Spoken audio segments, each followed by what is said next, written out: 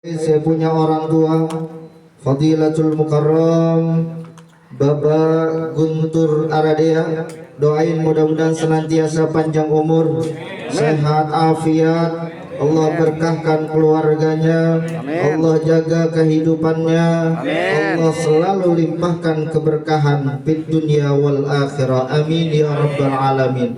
Dan juga segenap para asatidzah yang saya tidak sebutkan satu persatu, namun tidak mengurangi rasa ta'zim saya kepada semuanya dan seluruh jamaah yang hadir di sini, yang mudah-mudahan senantiasa dalam perlindungan Allah Subhanahu wa Ta'ala.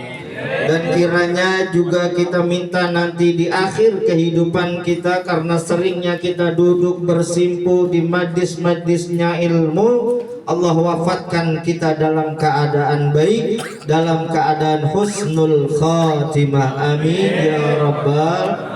Karena seseorang itu yamutul mar'u ala ma asya alaihi wa yab'atsu ala ma mata alaihi. Matinya seseorang bagaimana kebiasaan waktu hidupnya, biasa hidup di majlis ta'lim, biasa sering duduk di majlis-majlis ilmu, adalah perkara yang baik, maka kudu kita yakin bahwa nanti Allah wafatkan kita dalam keadaan baik juga. Apakah kelar sampai di situ? Enggak. Bahkan nanti sampai ujung daripada kehidupan kita, yaumil akhir, dibangkitkan pun bagaimana proses Allah wafatkan kita. Jadi berkesinambungan terus alam dunia, alam barzah, alam akhirat. Jadi jangan dikira urusan dunia dengan kematian beres, banyakan begitu.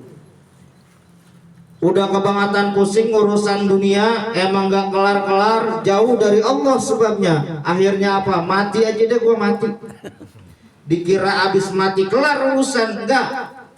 Karena nanti dibangkitkan bagaimana waktu proses matinya tersebut. Mudah-mudahan jamaah hadir kita di sini menjadikan wasilah bahwa Allah wafatkan kita semua dalam keadaan husnul khatimah. Amin ya rabbal alamin. Hadirin yang dimuliakan Allah, ini datang kemari padahal mau ngaji saya. Yakin banget dari rumah mau ngaji. Makanya udah siap, udah lepas semuanya sama Allah. Andai kata di jalan saya dicabut, maka saya mati dalam keadaan syahid. Saya buktikan daripada hadis baginda Rasul Shallallahu Alaihi Wasallam, dan ini kalau mau silakan. Kata baginda Rasul, man intaqala liyata'allamal ilma ghufira lahu qabla ayyahtuwa. Man, siapa orang intaqala berpindah tempat, siapa man dari rumah ke majlis, dari rumah saya no Jati Bening, Jati Cempaka ke Limus Regensi. Tujuannya apa? Liyata'allamal ilma, dengan maksud untuk menuntut ilmu. Ghufirallahu, maka diampuni baginya. Bagi siapa? Bagi orang yang menuntut ilmu qabla ayyahtua, sebelum dia melangkah. Berarti baru niat doang kita udah diampuni dosa kita. Hatta di jalan terjadi satu kejadian, mati kita di situ, syahid Pak. Mau Pak? Mau nggak? Mau. Hah?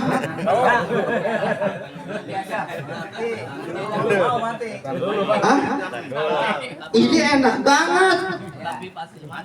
Belum berangkat diampuni dosa kita, di perjalanan itu setiap pohon yang kita lewatin berzikir sama Allah, minta ampunan buat siapa? Buat kita.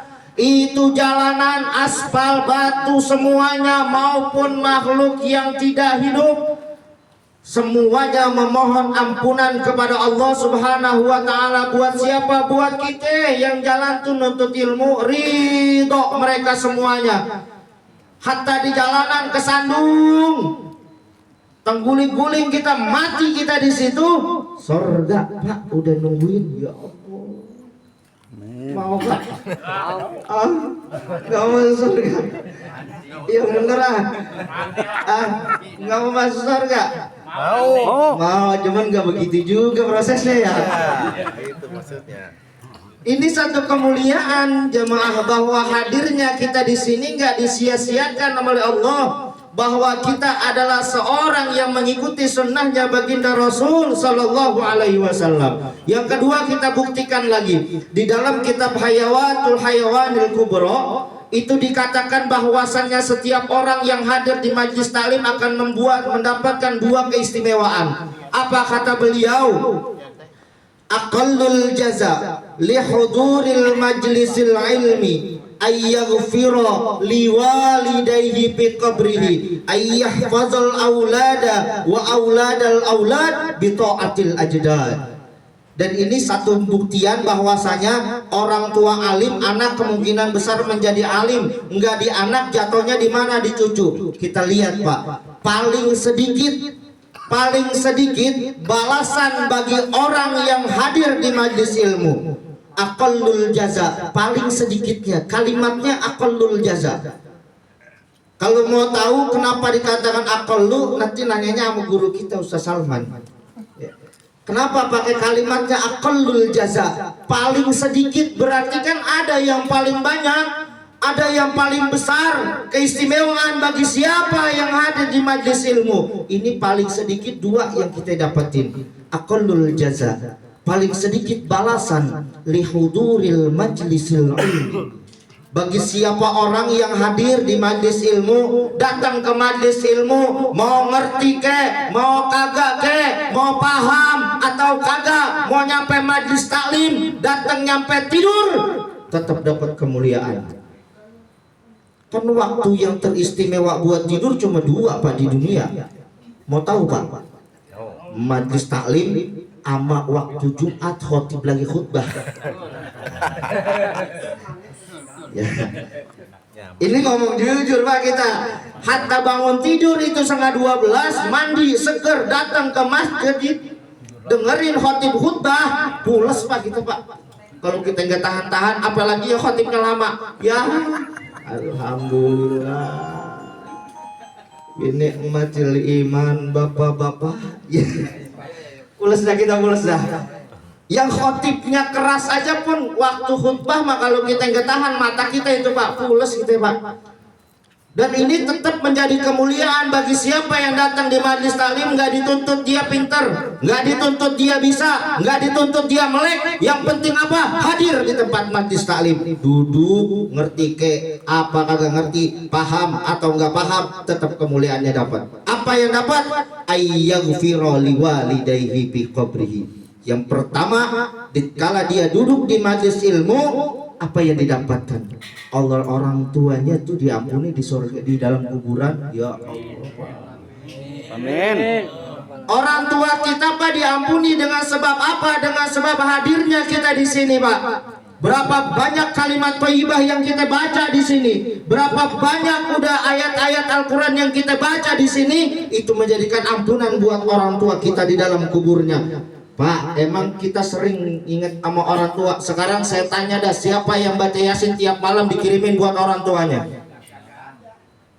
Siapa yang tiap hari Jumat nyisihin duit di kantong kanan 100.000, kantong kiri 100.000, buat siapa? Buat orang tuanya. Tatkala kotak amal lewat, yang kanan hazali abi, yang kiri dirogoh lagi hazali umi. Ada di sini? Enggak ada. Baru tahu sekarang. Besarnya Baru tahu sekarang. Tuh 2.000 ada yang nyaut kan jujur. 2.000 gue yang jelek lagi ya. Jalanan macet kita paling benci Pak. Kita pengen jalanan itu lempeng lurus, nggak ada hambatan tuh jalanan. Tapi tatkala di masjid kita pengen tuh kotak amal macet Pak.